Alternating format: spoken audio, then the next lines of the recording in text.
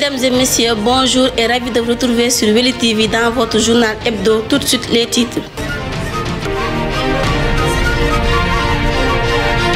L'inspection de l'éducation et de la formation de Tambacounda a organisé un essai départemental couvert par les dates du 17 et 18 mai. Nous y reviendrons dans quelques instants. Toujours dans cette édition, le village de Djendin a organisé sa cérémonie officielle de Ziara annuelle, édition 2022, dans la nuit du mercredi 11 au jeudi 12 mai. À présent sport, les finales des phases départementales du sport scolaire ont été jouées ce 15 mai au stade régional de Tambacounda. Une réussite totale a été observée lors de cette cérémonie. La chronique de ce 5 mettra fin à cette édition. Tout de suite le développement. Comme annoncé dans les titres, l'inspection de l'éducation et de la formation de Tambacounda, à l'instar des autres IF, a organisé un essai départemental ces 17 et 18 mai avec un dispositif organisationnel remarquable. Cette édition est marquée par le nouveau format harmonisé par tous les centres du département. Suivons la tournée des superviseurs avec Junior Ba. L'essai départemental de Tambacounda s'est déroulé dans toute l'étendue du territoire. En tournée de supervision, les acteurs se félicitent de la belle organisation. Tout se déroule bien. Nous avons visité quelques centres, mais il n'y a pas de problème particulier. J'ai trouvé une très bonne ambiance. D'abord, les choses se passent très très bien. Une bonne présence au niveau des enseignants, des correcteurs, des surveillants et aussi une bonne présence au niveau des candidats. Il n'y a que dans quelques écoles où on a noté 2 ou 3 absents et à Plateau où on a noté 5 absents. De manière générale, quand même, les centres qui ont été visités, nous avons trouvé que tout a été sur place. Les enseignants étaient sur place, les candidats, vraiment rien n'a manqué. Le nouveau format du CFE, une des grandes innovations de cette année, est expérimenté à l'occasion de cet essai. L'innovation majeure, c'est l'application du nouveau format du CFE. Je pense que dans la mise en pratique, ça se passe correctement bien. Sur le plan organisationnel, nous avons vu aussi des directeurs qui ont accepté d'être chefs de centre ailleurs que dans leurs établissements respectifs. Ça aussi, c'est à saluer. Et l'innovation, c'est que tout le monde travaille avec la machine. Donc, en un temps record, donc demain, quand on va terminer les épreuves écrites, avant 13h, Inch'Allah, tous les résultats seront disponibles, aussi bien au niveau des centres qu'au niveau du correct. Comme cette année, on a commencé à tester les nouveaux formats, il nous fallait un peu prendre les devants pour essayer d'habituer nos candidats à ce nouveau format-là. Raison pour laquelle, après les tournées que nous avons effectuées avec l'inspecteur Diouf au niveau de certains codecs, à savoir la formation sur le nouveau format qui a été déroulé. Donc il nous fallait coûte que coûte essayer d'habituer nos élèves à ce nouveau format. Raison pour laquelle nous avons organisé cet essai départemental sous le nouveau format de l'évaluation certificative. L'édition 2022 de l'essai départemental de l'IF de Tambacounda, une réussite totale approuvée par toutes les familles d'acteurs. L'inspecteur remercie les bonnes volontés. Il faut beaucoup de moyens pour appliquer ce nouveau format-là, parce que les enfants vont composer dans leur propre copie et chacun d'eux a besoin au moins de 10 pour les copier. Vous voyez, les dépenses donc sont lourdes. Voilà pourquoi l'IF seul ne peut pas supporter les dépenses. Nous avons demandé aux maires des différentes communes concernées de nous appuyer. Ils l'ont fait. C'est l'occasion pour nous aussi de remercier ces maires-là. En tout cas, merci pour tous les maires. Mention spéciale au maire de Niani Toucouleur, M. Seydouba. Merci au conseil départemental aussi qui nous a soutenus. Merci aux ONG, ONG La Lumière, World Vision, Tosson nous ont soutenus aussi. Et ça nous a permis aujourd'hui de réaliser cet essai départemental-là. Avec ce nouveau format appliqué, les enseignants, pareil que les élèves, seront dans des conditions optimales de performance. Pour cette opportunité, l'inspection de l'éducation et de la formation de Tambacounda est plébiscitée pour son professionnalisme. Nous restons toujours dans l'éducation. L'école élémentaire de Bidjankoto a organisé la première édition des JIP, journée d'intégration de Bidjankoto, sous la présence du préfet de l'arrondissement de Missira, du maire de la commune, de l'inspecteur de l'éducation et de la formation et de toute la famille éducative, compte rendu de Junior Ba. Les JIP, journée d'intégration de Bidjankoto, célébrée en grande pompe ce week-end par la communauté éducative du Codec de Andalaïpon. Le maire de la commune de Missira, par ailleurs natif du village d'accueil, a saisi l'occasion pour étaler sa volonté d'investir en partie sur l'éducation. Le maire de Missira que je suis est venu dans un contexte compliqué. Je suis arrivé il y a 2 mois. Il fallait d'abord aller à Dakar. Il fallait chercher des moyens. Et au bout de quelques jours, je suis revenu avec une moisson de plus de 200 millions. Je veux dire que j'ai déjà saisi un fournisseur Normalement, bientôt, on va démarrer les travaux de la clôture de l'établissement. Le sous-préfet de l'arrondissement se réjouit de cette très belle initiative ô combien important. Il a encouragé les familles d'acteurs. Bidiankoto est une partie intégrante du département de Tambacounda. Et depuis quelques semaines, Bidiankoto également fait partie de ma circonscription que je tiens. Et à ce titre, j'ai tout ce plaisir d'assister à cette journée d'intégration qui est une première journée d'intégration organisée par le directeur de l'école ainsi que toute l'administration scolaire de Bidiankoto avec comme thème le rôle et la place de la communauté dans l'école. Je voudrais commencer par féliciter le directeur de l'école élémentaire pour les efforts qui ont été consentis, mais également pour l'organisation de cette activité non moins importante. Je suis dans la même posture du maire, dans la mesure où j'ai été agréablement surpris de la grandeur de l'organisation de cette activité que je voyais beaucoup plus sobre. Au niveau de l'école de Bidiankoto, je pense bien que la communauté a un rôle essentiel à jouer dans le cadre du développement de cette école, dans le cadre de l'amélioration des conditions d'existence de cette école et dans le cadre de l'amélioration de tout ce qui est équipement et consorts pour permettre à ces enfants de briller dans le futur. Les JIB, Journée d'intégration de Bidiankoto, ont marqué leur empreinte à travers cette très belle initiative à l'occasion de cette première édition. L'initiateur du projet, Moussé Sissé, par ailleurs directeur de l'école, a promis de renouveler cette belle initiative chaque année en compagnie de ses collaborateurs. Merci beaucoup à Junior Ba. En vue d'orienter, d'appuyer et d'accompagner les jeunes dans des perspectives d'insertion après leur formation, la GIZ, en collaboration avec l'ISETA, a organisé au Centre culturel de Tambacounda une séance d'échange autour des thématiques de l'employabilité et de l'entrepreneuriat et sur les métiers de l'agriculture et de tout ce qui tourne autour. Un reportage signé Elas Tandjigora. La question du devenir des jeunes formés à engager un moment d'ample et de cordiale discussion sur des sujets bien choisis, soucieux de leur sort et de leur devenir. Les acteurs et parties prenantes de la question de leur insertion ont projeté des perspectives pour les accompagner. Le conseiller technique en communication et perspective Antenne Casamance et Sénégal oriental nous donne plus de détails sur la formation. Nous sommes là aujourd'hui au niveau du centre culturel de Tambacounda pour échanger avec les jeunes en formation diplômante au niveau de ISETA sur les perspectives d'insertion par rapport à leur domaine de formation que sont l'agriculture, l'aviculture et l'horticulture. Donc avec des partenaires stratégiques et avec des partenaires des services de l'État comme le PADAER, la Sodagri, MIL et des entreprises privées qui sont là, qui s'activent dans l'agriculture comme Agrobaydare. Nous avons eu ce moment d'échange avec ces jeunes apprenants pour échanger, comme je l'ai dit tantôt, sur les perspectives d'insertion de ces jeunes. On a vu que pas mal de jeunes sont en formation diplômante et au sortir de ces formations diplômantes, ils mettent beaucoup de temps à pouvoir se réinsérer par rapport à l'entrepreneuriat, surtout par rapport aussi à l'emploi salarié.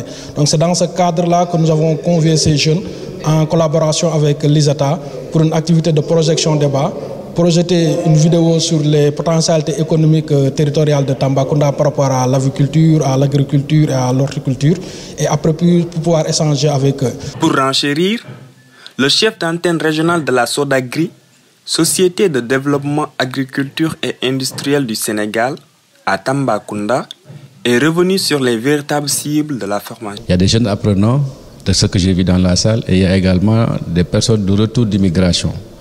Ces deux cibles ont chacun des besoins de travailler dans leur pays et pour leur pays, mais ils ont deux expériences différentes. Le jeune qui est à l'école, il a besoin de faire sa formation et de prouver qu'il peut s'insérer dans le tissu économique.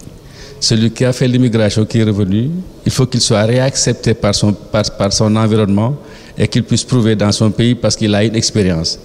Ils ont tous les deux des ambitions qui sont différentes parce qu'ils ont des trajectoires différentes. Mais dans tous les cas, on doit créer l'environnement pour que chacun d'eux puisse s'insérer et travailler dans son pays. Et ça, c'est important pour ce que vous avez fait aujourd'hui. Les bénéficiaires, tout satisfaits, saluent avec force cette belle initiative et montrent les fruits qu'elle pourrait apporter. Cette formation, je peux dire que vraiment c'est à saluer parce que, comme on le dit à chaque fois, la jeunesse sénégalaise a ce problème parce qu'on n'arrive pas à avoir vraiment les formations que nous voulons. Et vu cette formation avec la GIGN, vraiment nous l'apprécions énormément. Voilà, nous apprécions énormément cette formation parce que ça peut nous aider vraiment à pouvoir réussir dans nos projets du futur. C'est très important de se former parce que nous sommes les futures générations qui doivent réussir demain. Nous devons nous engager pour être formés. Une fois être formés, c'est pour que nous ayons des expériences. La formation, vraiment, il faut avoir aussi de la dynamique, avoir de la confiance en soi-même. Comme annoncé dans les titres, l'inspection de l'éducation et de la formation de Tambacounda, par le biais du bureau sport scolaire, a organisé les finales des phases départementales au stade régional, sous la présence de toutes les parties prenantes. Les détails avec Junior Ba. Les phases départementales du sport scolaire se sont bien déroulées au stade régional de Tambacounda. Aux arrêts depuis 2 ans, leur reprise a été acclamée et un sentiment de satisfaction générale a été éprouvé quant à leur bonne tenue. C'est de cette satisfaction particulière même que témoigne le représentant de l'inspection d'académie pour les sessions départementales de l'UASU. C'est un sentiment de satisfaction par rapport d'abord à l'organisation, par rapport en tout cas à la mobilisation. L'ensemble des élèves que nous avons vus ici, on a pu comprendre que vraiment c'est une compétition, c'est une activité qui a mobilisé beaucoup d'élèves. Et donc vraiment, c'est un sentiment de satisfaction. Je crois que pour cette activité-là, vraiment, elle est vraiment à noter dans l'histoire, dans les annales même vraiment de l'histoire, dans les annales concernant le sport dans l'académie de Tambacounda. Ayant réussi le pari de la mobilisation prouvé par une très forte délégation, le chargé des examens et concours au niveau régional de Tambacounda, en service à l'inspection d'académie, par ailleurs parrain de cette édition du sport scolaire, remercie de près comme de loin tous ceux qui ont participé à sa belle prouesse et contribué au succès de cet événement. Permettez-moi d'abord de remercier l'ensemble, en tout cas, des gens qui ont participé à la réussite de cet événement. D'abord, comme j'ai l'habitude de le dire, j'ai 3 familles. J'ai ma famille biologique qui a vraiment participé à la réussite de cet événement. J'ai ma famille politique, comme vous le savez. J'ai ma famille politique aussi qui a participé à cet événement. J'ai ma famille, celle à qui je travaille. Je suis permanent avec eux dans le service au niveau de l'inspection d'académie. Ceci étant dit, le fait que les gens aient choisi comme parrain de cet événement, c'est un plaisir. En tout cas, ça me va droit au cœur. Et cela vraiment m'a permis vraiment de savoir aujourd'hui que les gens ont de la considération à ma modeste personne. En marge de cette rencontre, le secrétaire général du comité départemental du sport scolaire de Tambacounda est revenu sur le choix du parrainage de cette édition afin de mieux statuer ses attentes pour la prochaine cérémonie à venir. On a l'habitude de donner à ces gens qui connaissent ce que ça veut dire sport scolaire. Nous, cette année, on a choisi de faire une rupture et de mettre des jeunes cadres qui sont là, qui sont capables de le faire. Parce qu'il ne s'agit pas, nous, c'est pas l'argent qui nous importe. C'est tout simplement celui qui pourra représenter toute cette jeunesse-là, cette jeunesse consciente. Et c'est des cadres qui sont là, dans l'IA, dans l'IF, des enseignants qui peuvent bel et bien gérer ces parrainages-là. Et Babacar, il n'y a pas meilleur choix que Babacar, qui le prouve au niveau de son académie, qui le prouve aussi sur le plan politique. Rendez-vous à avoir Adam Alay comme parrain l'année prochaine pour les phases départementales. Ça, je vous le dis. Je ne prendrai plus ces vieux-là. Non, jamais. Nous avons des jeunes cadres qui peuvent le faire. Le village de Djendé, dans la commune de Makakolibanta, a tenu dans la nuit du mercredi 11 au jeudi 12 mai sa cérémonie de ziara annuelle. À l'occasion de cette rencontre, le porte-parole du guide religieux est revenu sur certaines revendications de ce village. Il s'est exprimé au micro de Moussa Sarr. Il est temps que tous ceux qui peuvent et qui pensent pouvoir le faire doivent mettre la main dans la pâte pour qu'on puisse nous tous participer à ce bien-être de ces enfants-là. Imaginons-nous un peu une école sénégalaise où il y a 300 enfants laissés à eux-mêmes, sans appui, sans approche étatique, n'est pas chose facile. Alors, nous demandions plus que jamais que ces enfants-là soient pris en compte comme tous les autres Sénégalais de l'autre côté du Sénégal, puisqu'ils ont les mêmes droits et les mêmes devoirs. Par ailleurs, la route Tamba-Djendé, je vais dire, parce que je ne veux pas dire Tamba-Djendé-Makakolibantan, non, je vais dire Tamba-Djendé, devait être revue. Car à partir de Koutana jusqu'à Djendé, c'est un parcours de titan. Il va falloir que nos autorités puissent penser à cela, voir qu'est-ce qui est possible d'être fait pour qu'au moins qu'il y ait la route. Très difficile pendant la saison cesse, que dire de la saison des pluies. Djendé a besoin, au-delà de cette route caoteuse, a besoin aussi de l'électricité. Depuis avant-hier jusqu'à ce matin, c'est un groupe électrogène qui fait alimenter tout le village. Et nous savions les dépenses qui tournent autour de ces groupes électrogènes. En plus de ça, la santé est étrangère dans cette ville. Nous avions besoin d'un poste de santé, ne serait-ce que d'un poste de santé digne de son nom. Pour une population égale à celle de plus de 3000 personnes qui vivent dans ce village-là, sans compter les 200 enfants de 5 à 12 ans qui vivent au dépens du vieux, ont besoin d'une santé et d'une bonne santé. L'actualité internationale sera présentée par Awassar. Merci à Tako Diédhiou. L'actualité internationale débute avec une homophobie dans le football. Une absence d'Idrissa Gueye crée la polémique. Comme l'an passé, le milieu sénégalais Idrissa Gana Gueye n'a pas joué samedi à l'occasion de la journée mondiale dédiée à la lutte contre l'homophobie. Une nouvelle absence qui crée la polémique. Au Mali, la junte au pouvoir assure avoir déjoué une tentative de putsch. La junte au pouvoir au Mali a affirmé lundi soir avoir mis en échec dans la nuit du 11 au 12 mai une tentative de coup d'État menée par des officiers maliens et soutenue par un État occidental. Des mesures de sécurité renforcées avec des points de contrôle routier aux frontières et aux portes de la capitale ont été mises en place. Ukraine, 8 morts après un bombardement sur un camp militaire. La frappe russe a également fait 12 blessés dans le village de Desna, situé au nord de Kiev, connu pour abriter un grand camp d'entraînement militaire. Voilà ce qui met fin à l'actualité internationale. À vous, Tako. Place à la chronique de cette semaine, ce sera avec Habib Bassel. L'imbroglio politique au Sénégal. Ayant soulevé mécontentement et désagrément, les parrainages ont été perçus depuis leur introduction comme un moyen de vol et de surveillance des élections. D'ailleurs, une plainte avait été déposée par l'opposition auprès de la Cour de justice de la CEDEAO au lendemain du vote de la loi sur le parrainage pour dissuader le président Macky Sall de sa poursuite. Malheureusement, ils ont repris de plus belle avec les élections législatives et c'est encore l'opposition qui en reçoit de plein fouet ces brûlures.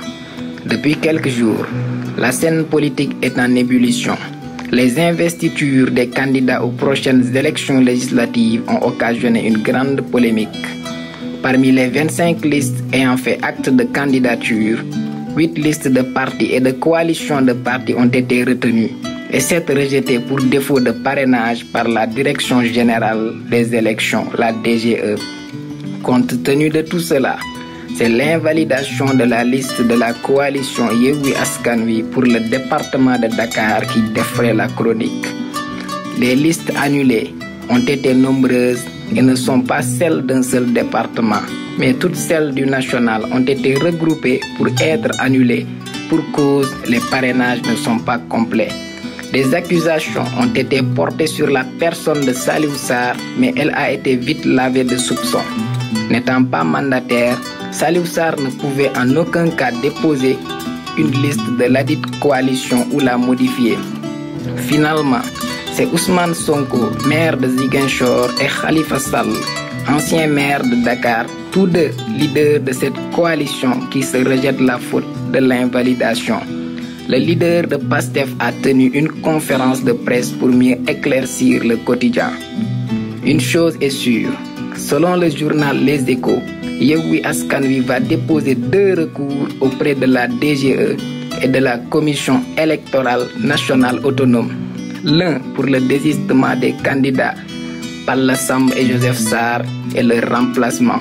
Le second pour l'invalidation d'une liste de Benno Bokk Yakaar, la coalition de la majorité présidentielle et parlementaire en raison de surplus de parrainage.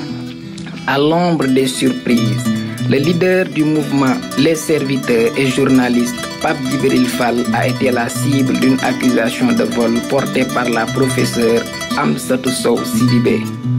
Une affaire qui a bien secoué la toile pour semer le doute en la personne de l'éminent journaliste qui n'a pas manqué de tenir une conférence de presse pour démentir les faits et jurer n'avoir jamais utilisé les parrainages de son accusatrice.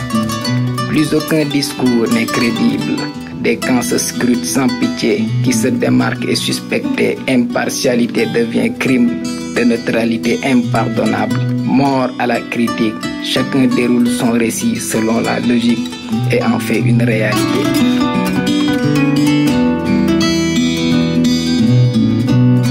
Voilà ce qui met fin à cette édition, mesdames et messieurs. Merci à l'équipe technique. On se donne rendez-vous à la semaine prochaine.